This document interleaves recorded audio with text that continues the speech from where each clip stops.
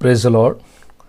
ಕರ್ತನಲ್ಲಿ ಪ್ರಿಯ ಆತ್ಮೀಯ ದೇವಜನರೇ, ನಿಮ್ಮೆಲ್ಲರಿಗೂ ನಮ್ಮ ರಕ್ಷಕನಾದ ಯೇಸು ಕ್ರಿಸ್ತನ ಸುಮಧುರವಾದ ನಾಮದಲ್ಲಿ ವಂದಿಸುವನಾಗಿದ್ದೇನೆ.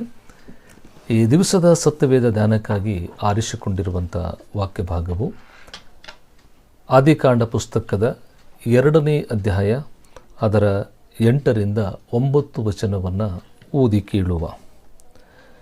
ಯೆಹೋವ ದೇವರು ಮೂಡಣ ದಿಕ್ಕಿನಲ್ಲಿರುವ ಎದೆನ್ ಸೀಮೆಯಲ್ಲಿ ಒಂದು ಉದ್ಯಾನವನವನ್ನು ಮಾಡಿ ತಾನು ರೂಪಿಸಿದ ಮನುಷ್ಯನನ್ನು ಅದರಲ್ಲಿ ಇರಿಸಿದನು.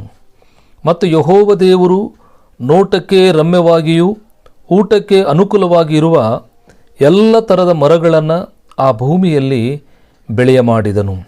ಅದಲ್ಲದೆ ಆ ವನ ಮಧ್ಯದಲ್ಲಿ ಜೀವದಾಯಕ ವೃಕ್ಷವನ್ನು, ಒಳ್ಳೆದರ ಕೆಟ್ಟದರ ಅರುವನ್ನು ಹುಟ್ಟಿಸುವ ವೃಕ್ಷವನ್ನು ಬೆಳೆಸಿದನು ಎಂಬುವಂಥದ್ದೇ. ಕರ್ತನಲ್ಲಿ ಪ್ರಿಯ ಆತ್ಮೀಯ ದೈವಜನರೇ, ಈ ದಿವಸದ ವಾಕ್ಯ ಭಾಗವನ್ನು ನಾವು ಓದಿರುವ ಹಾಗೆ ಆದಿಕಾಂಡ ಪುಸ್ತಕದ 2ನೇ ಅಧ್ಯಾಯ 8ರಿಂದ 9 ವಚನವನ್ನು ಧ್ಯಾನಿಸಿದ್ದೇವೆ. ಆದಿಕಾಂಡ ಪುಸ್ತಕವು ಸತ್ಯವೇದದ ಕ್ರಮಾಂಕದ ಪ್ರಕಾರ ನೋಡುವಾಗ ಮೊದಲನೇ ಪುಸ್ತಕ. ಇದರಲ್ಲಿ 50 ಅಧ್ಯಾಯಗಳನ್ನು ಅಡಕವಾಗಿದ್ದು 1487 ವಚನವನ್ನು ಹುದುಕಿದೆ. ಈ ಆದಿಕಾಂಡ ಪುಸ್ತಕವು 2 ಭಾಗವಾಗಿ ವಿಭಜನೆಯನ್ನು ಮಾಡಲ್ಪಟ್ಟದೆ. ಮೊದಲನೇ ಅಧ್ಯಾಯದಿಂದ 11ನೇ ಅಧ್ಯಾಯದ 26 ವಚನವನ್ನು ಧ್ಯಾನಿಸಿ ನೋಡುವಾಗ ಈ ಸೃಷ್ಟಿಯ ಪ್ರಾರಂಭವನ್ನು ಕುರಿತು, ಮಾನವನ ಪ್ರಾರಂಭವನ್ನು ಕುರಿತು, ಇಸ್ರಾಯೇಲ್ ಜನರ ವಿಷಯವನ್ನು ಕುರಿತು ಪ್ರಸ್ತಾಪಿಸಲ್ಪಟ್ಟದೆ. ಇನ್ನು 2ನೇ ಭಾಗವು 11ನೇ ಅಧ್ಯಾಯದ 27ನೇ ವಚನದಿಂದ 50ನೇ ಅಧ್ಯಾಯದ ಕೊನೆ ಭಾಗದವರೆಗೆ ಓದಿ ನೋಡುವಾಗ ದೇವರು ಅಬ್ರಹಾಮ ಮತ್ತು ಸಾರಳನ್ನು ಆರಿಸಿಕೊಂಡು ಅವರ ಮಕ್ಕಳು ಮೊಮ್ಮಕ್ಕಳವರೆಗೆ ಜೀವಿಸಿರುವಂಥದ್ದು, ಐಗುಪ್ತ ದೇಶದಲ್ಲಿ ಬಾಳಿರುವಂಥ ಎಲ್ಲ ಸನ್ನಿವೇಶಗಳನ್ನು ಅಲ್ಲಿ ಉಲ್ಲೇಖವನ್ನು ಮಾಡಲ್ಪಟ್ಟದೆ. ಹೀಗೆ 2 ಭಾಗವಾಗಿ ವಿಭಜನೆಯನ್ನು ಮಾಡಲ್ಪಟ್ಟಂಥದ್ದು. ಇಲ್ಲಿ ಆದಿಕಾಂಡ ಅಂತ ಹೇಳುವಾಗ ಆದಿಕಾಂಡ ಅನ್ನುವಂಥ ಪದ ಇದು ಗ್ರೀಕ್ ಭಾಷೆಯಿಂದ ಬಂದಿರುವಂಥದ್ದು. ಆದಿಕಾಂಡ ಅಂದರೆ ಇದನ್ನು ಕನ್ನಡದಲ್ಲಿ ಪ್ರಾರಂಭ ಅಂತ ಕರೀತಾರೆ. ಹಾಗಾಗಿ ಇಲ್ಲಿ ಗಮನಿಸುವಾಗ ಈ ಸೃಷ್ಟಿಯ ಪ್ರಾರಂಭವನ್ನು ಕುರಿತು, ಮಾನವನ ಪ್ರಾರಂಭವು, ಇಸ್ರಾಯೇಲ್ ಜನಾಂಗಗಳ ಪ್ರಾರಂಭವನ್ನು ಕುರಿತು ಈ ಆದಿಕಾಂಡ ಪುಸ್ತಕವು ನಮಗೆ ಸಾರಿ ಹೇಳುತ್ತದೆ. ಇಲ್ಲಿ ಓದಿರುವಂಥ 2ನೇ ಅಧ್ಯಾಯದ 8-9 ವಚನದಲ್ಲಿ ದೇವರು ಮಾನವನನ್ನು ತನ್ನ ಸ್ವರೂಪದಲ್ಲಿ ನಿರ್ಮಿಸಿ ಆತನಿಗೆ ಸುಂದರವಾದಂಥ ಒಂದು ಎದೆನ್ ತೋಟದಲ್ಲಿ ಇರಿಸಿದನು ಎಂಬುದಾಗಿ ಬರೆಯಲ್ಪಟ್ಟದೆ. ಈ ತೋಟವು ನೋಡುವುದಕ್ಕೆ ರಮ್ಯವಾಗಿಯೂ ಊಟಕ್ಕೆ ಅನುಕೂಲವಾಗಿಯೂ ಇತ್ತು. ಈ ಎದೆನ್ ತೋಟದಲ್ಲಿ ದೇವರು ಮಾನವನನ್ನು, ನಮ್ಮ ಮೂಲ ಪಿತೃಗಳಾದ ಆದಮ ಹವ್ವಳರನ್ನು ಆ ತೋಟದಲ್ಲಿ ಇರಿಸಿದನು. ಈ ಎದೆನ್ ಅನ್ನುವಂಥ ಪದವು ಹಿಬ್ರು ಭಾಷೆಯಿಂದ ಬಂದಿರುವಂಥದ್ದು. ಎದೆನ್ ಅಂದರೆ ಆನಂದ, ಸಂತೋಷ, ಹರ್ಷ ಎಂಬುದಾಗಿ ಇದರ ಅರ್ಥ ಎಂಬುದಾಗಿ ನೋಡುತ್ತೇವೆ. ಇಲ್ಲಿ ಗಮನಹರಿಸಿ ನೋಡುವಾಗ ಎದೆನ್ ತೋಟದಲ್ಲಿ ಆನಂದ ಇರುತ್ತೆ, ಹರ್ಷ ಇರುತ್ತೆ, ಉಲ್ಲಾಸ ಇರುತ್ತೆ ಅಂತ. ಯಾಕಂದರೆ ಈ ತೋಟವು ನೋಟಕ್ಕೆ ಬಹಳ ರಮ್ಯವಾಗಿಯೂ ಇತ್ತು. ಅಷ್ಟಕ್ಕೆ ಸಾಲದೆ ಊಟಕ್ಕೆ ಅನುಕೂಲವಾಗಿಯೂ ಇತ್ತು. ಈ ತೋಟದಲ್ಲಿ ಸುಂದರವಾದಂಥ ಹಣ್ಣಿನ ಮರಗಳಿದ್ದವು. ಈ ತೋಟದಲ್ಲಿ 4 ನದಿಗಳನ್ನು ಹರಿಯುತ್ತಾ ಇದ್ದವು. ನೋಡಲು ಬಹಳ ಸುಂದರವಾಗಿರುವಂಥ ಈ ತೋಟವೂ ಆಗಿತ್ತು.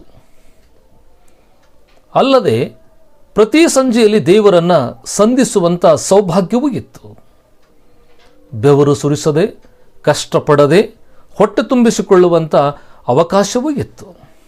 ಅಲ್ಲದೆ ಪ್ರತಿ ದಿವಸ ದೇವರನ್ನು ಕಾಣುವಂಥ ಸೌಭಾಗ್ಯತೆಯೂ ಈ ತೋಟದಲ್ಲಿ ಇತ್ತು.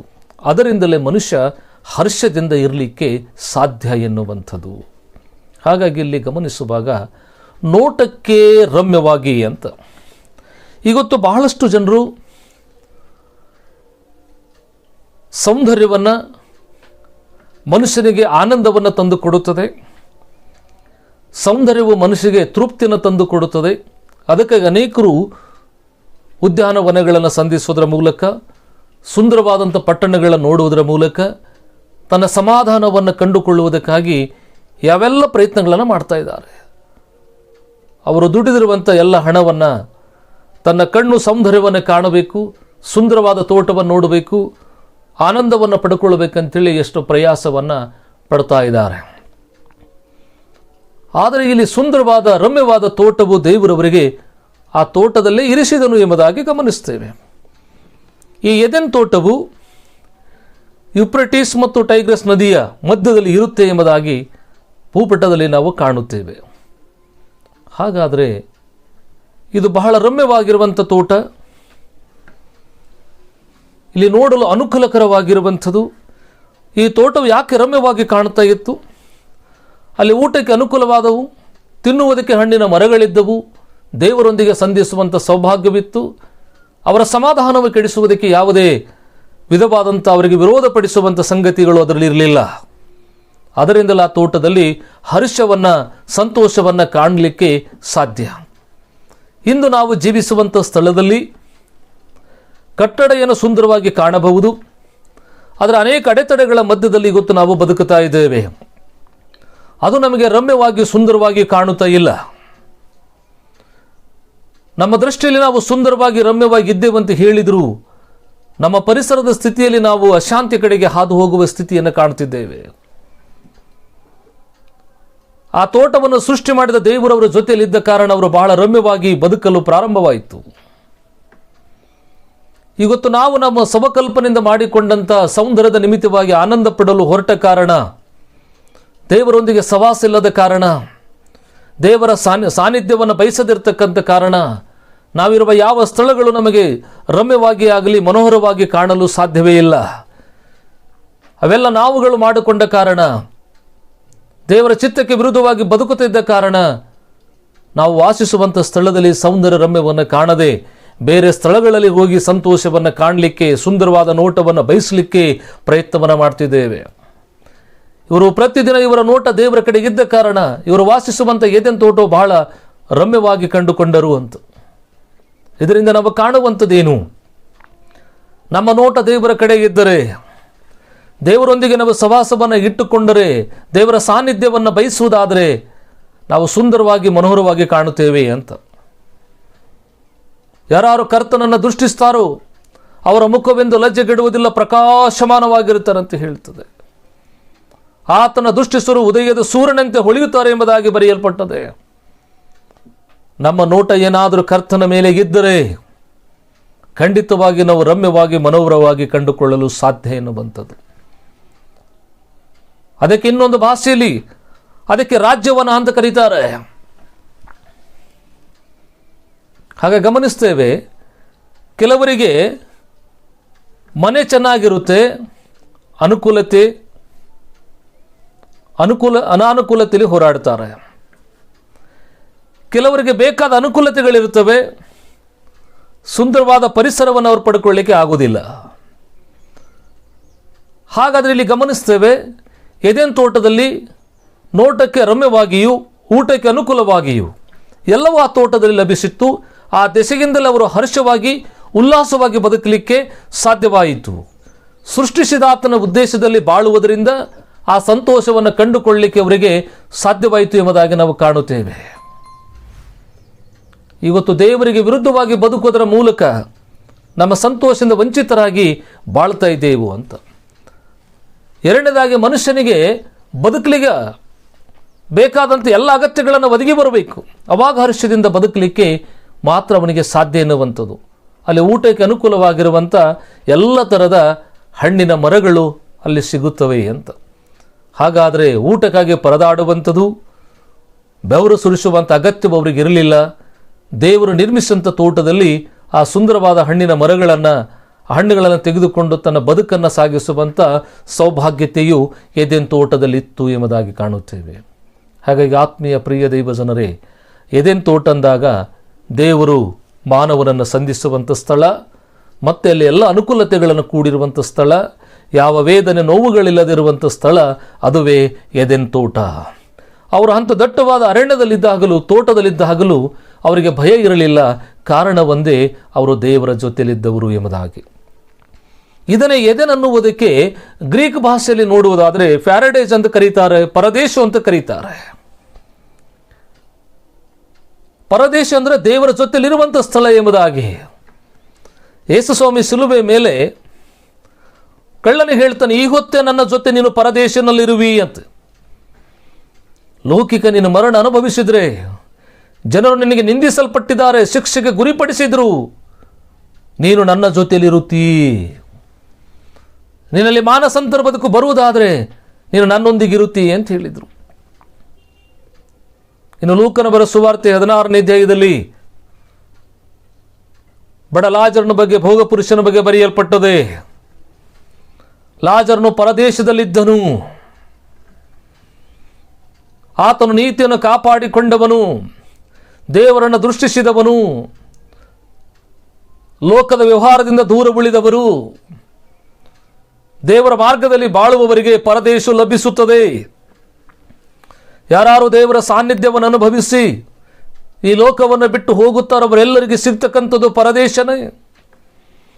ಈ ಲೋಕ ವೈಭವ ಅಂಟಿಕೊಂಡವರಾಗಿ, ಲೋಕದ ಎಲ್ಲ ಮಲಿನತೆಗಳನ್ನು ಕೂಡಿಸಿಟ್ಟುಕೊಂಡವರಾಗಿ, ಸತ್ಯ ದೇವರನ್ನು ಭಜಿಸದೆ ಲೋಕದ ವೈಭವದಲ್ಲಿ ಮಾರು ಹೋಗಿ ಈ ಲೋಕದಲ್ಲಿ ಅವರ ಬದುಕಿನ ಅಂತ್ಯವನ್ನು ಕಂಡರೆ ಅವರು ಹೋಗುವಂಥದ್ದು ಪಾತಾಳಕ್ಕೆ. ಹಾಗಾದರೆ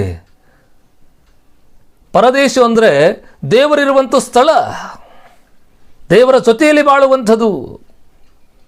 ಹಾಗ ನಾವು ಗಮನಿಸ್ತೇವೆ, ಎದೆನ್ ಅನ್ನುವಂಥದ್ದು ದೇವರ ಜೊತೆ ಇರುವಂಥದ್ದು ಊಟ, ಪ್ರತಿನಿತ್ಯ ದೇವರ ಸವಾಸದಲ್ಲಿರುವಂಥದ್ದು. ರಾತೋಟದಲ್ಲಿ ನಮ್ಮ ಮೂಲ ಪಿತೃಗಳಿದ್ದರು, ದೇವರ ಸಾನ್ನಿಧ್ಯವನ್ನು ಬಯಸ್ತಾ ಇದ್ದರು. ಇವತ್ತು ದೇವರ ಸನ್ನಿಧಾನವನ್ನು ಬಯಸಲಿಕ್ಕೆ ಏನೆಲ್ಲ ಪ್ರಯತ್ನಗಳನ್ನು ಮಾಡ್ತಿದ್ದಾರೆ. ಅನೇಕರು ದೇವರನ್ನು ಎಟಕಿಸಿಕೊಳ್ಳಲಿಕ್ಕೆ, ದೇವರ ಸ್ವರವನ್ನೇ ಕೇಳಲಿಕ್ಕೆ, ದೇವರ ಪ್ರಸನ್ನತೆ ಅನುಭವಿಸಲಿಕ್ಕೆ, ದೇವರು ನಮ್ಮ ಸ್ವರವನ್ನು ಕೇಳಬೇಕು, ನಾವು ದೇವರ ಸ್ವರವನ್ನು ಕೇಳಬೇಕಂತ ಹೇಳಿ ಮನುಷ್ಯ ದೈಹಿಕವಾದ ಏನೆಲ್ಲ ಪ್ರಯತ್ನಗಳನ್ನು ಮಾಡ್ತಿದ್ದಾನೆ. ಆಹಾರ ತ್ಯಜಿಸಿ ಉಪವಾಸ ಮಾಡುವುದಾಗಲಿ, ದೇಹ ದಂಡಿಸಿಕೊಳ್ಳುವುದಾಗಲಿ, ಹಾಗೆ ದೇವರು ನೇಮಿಸಿರುವಂಥದಕ್ಕೆ ವಿರೋಧವಾಗಿ ಒಬ್ಬಂಟಿಗನಾಗಿರುವುದರ ಮೂಲಕ ನಾನು ದೇವರನ್ನು ಎಟಕಿಸಿಕೊಳ್ಳಲಿಕ್ಕೆ ಸಾಧ್ಯ ಎನ್ನುವ ಪ್ರಯತ್ನಕ್ಕೆ ಕೈ ಹಾಕ್ತಿದ್ದಾರೆ. ನಾನು ದೇವರ ಸಾನ್ನಿಧ್ಯದಲ್ಲಿರಬೇಕು ಅಂತ. ಆದರೆ ನಮ್ಮ ಪಿತೃಗಳಿಗೆ ಆ ಭಾಗ್ಯ ಇರಲಿಲ್ಲ. ಅವರು ದೇವರ ಜೊತೆಯಲ್ಲೇ ಇದ್ದರು. ಯಾವ ತಾಪತ್ರ ಅವರಿಗಿರಲಿಲ್ಲ. ಪ್ರತಿನಿತ್ಯ ದೇವರವರನ್ನು ಸಂಧಿಸ್ತಾ ಇದ್ದರು. ಅಂಥ ಸೌಭಾಗ್ಯದ ಬದುಕು ಆದಮ ಹವಳರದಾಗಿತ್ತು ಅಂತ. ಅದುವೇ ಆ ಎದೆನ್ ತೋಟದಲ್ಲಿ. ಅಂದರೆ ಲೋಕದ ಮಲಿನತೆಯಿಂದ ಪ್ರತ್ಯೇಕಿಸಲ್ಪಟ್ಟಂಥದ್ದು, ದೇವರ ಸ್ವರಕ್ಕೆ ಓಗೊಟ್ಟಂಥವರು ಪರದೇಶದಲ್ಲಿ ಹೇಗಿರುತ್ತಾರೋ ಹಾಗೆಯೇ ಎದೆನ್ ತೋಟ ಒಂದು ಪರದೇಶ ಹಾಗೆ ಇತ್ತು. ದೇವರ ಸಾನ್ನಿಧ್ಯವನ್ನು ತುಂಬಿರುವಂಥ ಸ್ಥಳವಾಗಿತ್ತು. ಪ್ರತಿನಿತ್ಯ ದೇವರವರನ್ನು ಸಂಧಿಸ್ತಾ ಇದ್ದನು. ಚಿಂತೆ ಇಲ್ಲದ, ದುಃಖ ಇಲ್ಲದ, ಕಷ್ಟಪಡದ ಬದುಕು ಎದೆನ್ ತೋಟದಾಗಿತ್ತು. ಅಲ್ಲಿ ನೋಡಲು ಬಹಳ ಸುಂದರವಾದ, ನೋಟಕ್ಕೆ ರಮ್ಯವಾಗಿ, ಊಟಕ್ಕೆ ಅನುಕೂಲವಾಗಿಯೂ ಸೃಷ್ಟಿಸಿದ ಆತನ ಸಾನ್ನಿಧ್ಯ ಅನುಭವಿಸುವ ಸೌಭಾಗ್ಯತೆ ಎದೆನ್ ತೋಟದಲ್ಲಿತ್ತು. ಗಮನಿಸ್ತೀವಿ. ಆದರೆ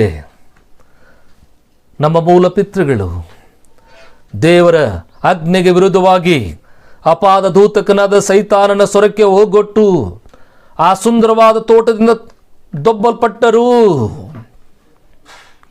ಸಮಾಧಾನದಿಂದ ದೂರವಾದರು, ಸುಂದರ ತೋಟದಿಂದ ಹೊರಗಡೆ ಬಂದರು, ಊಟಕ್ಕೆ ಅನುಕೂಲವಾಗಿರುವ ಸ್ಥಳದಿಂದ ಹೊರಗಡೆ ಬಂದರು. ಅಂದಿನಿಂದ ಇಂದಿನವರೆಗೆ ಜನ ಬಡತನದ ಬವಣೆಯಿಂದ ಬರಲಿಕ್ಕೆ ಹೋರಾಡುತ್ತಿದ್ದಾರೆ. ಸಮಾಧಾನವನ್ನು ಪಡಲಿಕ್ಕೆ ಅನೇಕ ಸ್ಥಳಗಳನ್ನು ಸಂಧಿಸಿ ಸುಂದರವಾದ ಸ್ಥಳದಲ್ಲಿ ಹೋಗಿ ಆನಂದ ಪಡಿಬೇಕಂತ ಪ್ರಯತ್ನಿಸಿದ್ದಾರೆ. ಸೃಷ್ಟಿಸಿದ ದೇವರ ಉದ್ದೇಶದಿಂದ ದೂರವಿದ್ದ ಕಾರಣ, ದೇವರ ಸಾನ್ನಿಧ್ಯವನ್ನು ತಪ್ಪಿಸಿಕೊಂಡ ಕಾರಣ ಆ ಸುಂದರವಾದ ತೋಟದಿಂದ ಹೊರಗೆ ತಳ್ಳಲ್ಪಟ್ಟರು. ತಿರುಗಿ ಮನುಷ್ಯನ ಸುಂದರ ತೋಟವನ್ನು ಪಡ್ಕೊಳ್ಳಬೇಕನ್ನುವಂಥ ಹಂಬಲ ಲವಲವಿಕೆ ಇರುವುದಾದರೆ ಮಾನಸಂತರ ಬದುಕಿನೊಂದಿಗೆ ಲೋಕವ ನಿರ್ಮಿಸಿದ ಕರ್ತನ ಪಾದದಲ್ಲಿ ಬರುವುದಾದರೆ, ನಮ್ಮ ತಪ್ಪುಗಳನ್ನು ಆತನ ಮುಂದೆ ಒಪ್ಪಿಕೊಳ್ಳುವುದಾದರೆ, ಲೋಕದ ಒಡೆಯನೇ ನೀನೇ ನಮ್ಮ ಸರ್ವಸ್ವ ಎಂಬುದಾಗಿ ಆತನಕ್ಕೆ ಶರಣು ಹೋಗುವುದಾದರೆ ನಿಜವಾಗಿ ಸಂತೋಷವು ಸಮಾಧಾನವನ್ನು ಅನುಭವಿಸಲು ಸಾಧ್ಯ. ತಿರುಗಿ ನಾವೆಲ್ಲರೂ ತಿರುಗಿ ಆ ಪರದೇಶದ ಕಡೆಗೆ ಹೋಗಲೇಬೇಕು. ಅಲ್ಲಿಯೇ ನಿಜವಾದ ಸಂತೋಷ, ಅಲ್ಲಿವೇ ನಿಜವಾದ ಸಮಾಧಾನ. ಆ ಸಮಾಧಾನಕ್ಕಾಗಿ ಮನುಷ್ಯ ತವಕ ಪಡುತ್ತಿದ್ದಾನೆ, ಹೋರಾಡುತ್ತಿದ್ದಾನೆ. ಆ ಹೋರಾಟ ಯಾವಾಗ? ದೇವರಿಗೆ ವಿಧೇಯರಾಗುವುದರ ಮೂಲಕ. ತೋಟದಿಂದ ಹೊರಗೆ ತಳ್ಳಿರುವಂಥ ದೇವರು ತಿರುಗಿ ನಮ್ಮನ್ನು ತೋಟದ ಬಳಿಗೆ ಸೇರಿಸಲಿಕ್ಕಾಗಿ, ಪರದೇಶ ರಾಜ್ಯಕ್ಕೆ ಕರೆಕೊಂಡು ಹೋಗುವುದಕ್ಕಾಗಿ ಪರಲೋಕ ರಾಜ ಸಿಂಹಾಸನವನ್ನು ತೊರೆದು ಭುವಿಗೆ ಬರುವುದರ ಮೂಲಕ ನಮ್ಮ ಮೂಲ ಪಿತೃಗಳಾದ ಆದಮ ಹವ್ವಳರ ಅವಿಧೇಯತೆಯಿಂದ ಪಾಪ ಶಾಪಕ್ಕೆ ಗುರಿಯಾದವರು, ಸುಂದರವಾದ ತೋಟದಿಂದ ಹೊರಗೆ ಬಂದವರು ತಿರುಗಿ ಸುಂದರವಾದ ಪರದೇಶಕ್ಕೆ ಸೇರಬೇಕೆನ್ನೋ ಉದ್ದೇಶದಿಂದಲೇ ಕರ್ತನು ನಮಗೋಸ್ಕರ ಆತನು ವಿಧೇಯತೆ ಮೂಲಕ ನಮಗೆ ಪರದೇಶನ ದೊರೆಯುವಂತೆ ಸಾಧ್ಯವಾಯಿತು. ಆತನ ಮರಣದ ಮೂಲಕ ನಮಗೆ ನಿತ್ಯ ಜೀವ ಪಡ್ಕೊಳ್ಳುವಂತೆ ಆಯಿತು. ಹಾಗಾಗಿ ನಾವು ಗಮನಿಸುವಂಥದ್ದು, ತೋಟದಿಂದ ಹೊರಗೆ ತಳ್ಳಿದ ದೇವರು ಮತ್ತೆ ತಿರುಗಿ ತೋಟದ ಬಳಿಗೆ ಸೇರಿಸಲಿಕ್ಕಾಗಿಯೇ ಆತನು 2000 ವರ್ಷಗಳ ಹಿಂದೆ ಪರಲೋಕ ರಾಜ ಸಿಂಹಾಸನವನ್ನು ತೊರೆದು ದಾಸನ ರೂಪವನ್ನು ಧರಿಸಿಕೊಂಡವನಾಗಿ ಬಂದು ತನ್ನ ಸ್ವರೂಪದ ನಿರ್ಮಿಸಿದ ಮಾನವನನ್ನು ತಿರುಗಿ ತನ್ನ ಸ್ವಾರೂಪ್ಯದ ಕಡೆ ನಡೆಸುವುದಕ್ಕಾಗಿಯೇ ತನ್ನ ಅಮೂಲ್ಯವಾದ ಪ್ರಾಣವನ್ನೇ ನಮಗಾಗಿ ದಾರಿ ಎರೆಯುವುದರ ಮೂಲಕ ನಿತ್ಯತ್ವದ ನಿರೀಕ್ಷೆಯನ್ನು ಹುಟ್ಟಿಸುವುದಕ್ಕಾಗಿ ಲೋಕಕ್ಕೆ ಬಂದನು. ನಮಗೋಸ್ಕರ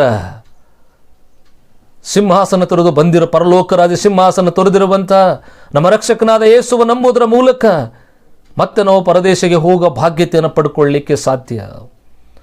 ಆ ಸುಂದರವಾದ ತೋಟವನ್ನು ನಾವು ಅನುಭವಿಸಲಿಕ್ಕೆ ಸಾಧ್ಯ. ಅನುಕೂಲಕರವಾದ ಬದುಕನ್ನು ಮಾಡಲಿಕ್ಕೆ ಸಾಧ್ಯ. ಲೋಕದ ವ್ಯಾಮೋಹವನ್ನು ತೊರೆದು ನಿತ್ಯತ್ವ ನಿರೀಕ್ಷೆಯನ್ನು ಕಂಡುಕೊಳ್ಳಲಿಕ್ಕೆ ಸಾಧ್ಯ. ಹಾಗಾಗಿ ನಾವು ಗಮನಿಸುವಂಥದ್ದು, ನೋಟಕ್ಕೆ ರಮ್ಯವಾದ ಸ್ಥಳ, ಊಟಕ್ಕೆ ಅನುಕೂಲವಾದ ಸ್ಥಳ. ಹಾಗೆ ನಮ್ಮನ್ನು ಸುಂದರವಾದ ಅನುಕೂಲಕರವಾದಂಥ ಪರಲೋಕ ರಾಜ್ಯ ಸೇರಿಸಲಿಕ್ಕಾಗಿ, ಹಸುವೆ ಇಲ್ಲದೆ ಇರುವಂಥ ರಾಜ್ಯಕ್ಕೆ ಕರ್ಕೊಂಡು ಹೋಗುವುದಕ್ಕಾಗಿ ಕರ್ತನು ಲೋಕಕ್ಕೆ ಬಂದಿದ್ದಾನೆ. ಇಲ್ಲಿ ಏದೇನ್ ತೋಟದಲ್ಲಿ 4 ನದಿಗಳಿದ್ದವು. ಆದರೆ ಪರಲೋಕ ರಾಜ್ಯದಲ್ಲಿ ಯಾವ ನದಿಗಳೇ ಇಲ್ಲ. ಅಲ್ಲಿ ನೀರಡಿಕೆನೇ ಇಲ್ಲ. ನೀರಡಿಕೆ ಇಲ್ಲದ ಸ್ಥಳ, ಹಸುವೆ ಇಲ್ಲದ ಸ್ಥಳ, ಗೋಳಾಟ ಇಲ್ಲದ ಸ್ಥಳಕ್ಕೆ ಕರ್ಕೊಂಡು ಹೋಗುವುದಕ್ಕಾಗಿ, ಆ ಸುಂದರವಾದ ಸ್ಥಳಕ್ಕೆ ಕರ್ಕೊಂಡು ಹೋಗ್ಲಿಕ್ಕಾಗಿ ಆತನು ಲೋಕಕ್ಕೆ ಪ್ರತ್ಯಕ್ಷನಾದನು. ಹಾಗೆ ನಾವು ನಮ್ಮ ಪಾಪ ಅಪರಾಧಗಳನ್ನು ನಮ್ಮ ರಕ್ಷಕನಾದ ಯೇಸು ಸ್ವಾಮಿಯ ಮುಂದೆ ಒಪ್ಪಿಕೊಂಡು ಬರುವುದಾದರೆ ಸುಂದರವಾಗಿರುವಂಥ ಪರಲೋಕ ರಾಜ್ಯವನ್ನು ಅನುಭವಿಸಲು ಸಾಧ್ಯ. ಹಾಗಾಗಿ ಎದೇನ್ ತೋಟ ತಳ್ಳಲ್ಪಟ್ಟವರು ಪುನಃ ತಿರುಗಿ ಸುಂದರವಾದ ಎದೇನ್ ತೋಟಕ್ಕೆ ಪ್ರವೇಶಿಸುವುದಕ್ಕೆ ನಮ್ಮ ರಕ್ಷಕನಾದ ಯೇಸು ಸ್ವಾಮಿ ನಂಬುವುದರ ಮೂಲಕ, ವಿಶ್ವಾಸ ಇಡುವುದರ ಮೂಲಕ, ಆತನು ಕೊಟ್ಟಿರುವಂಥ ಸತ್ಯವೇದವನ್ನು ಪ್ರತಿನಿತ್ಯ ಧ್ಯಾನಿಸುವುದರ ಮೂಲಕ, ಅದರಲ್ಲಿ ಬರೆಯಲ್ಪಟ್ಟಂಥ ವಚನಗಳನ್ನು ಕೈಗೊಂಡು ಬಾಳುವುದರ ಮೂಲಕ ನಾವು ನಿತ್ಯತ್ವವನ್ನು ಕಂಡುಕೊಳ್ಳಲಿಕ್ಕೆ ಸಾಧ್ಯ. ತಿರುಗಿ ಎದೇನ್ ತೋಟವನ್ನು ಪ್ರವೇಶ ಮಾಡಲಿಕ್ಕೆ ಸಾಧ್ಯ.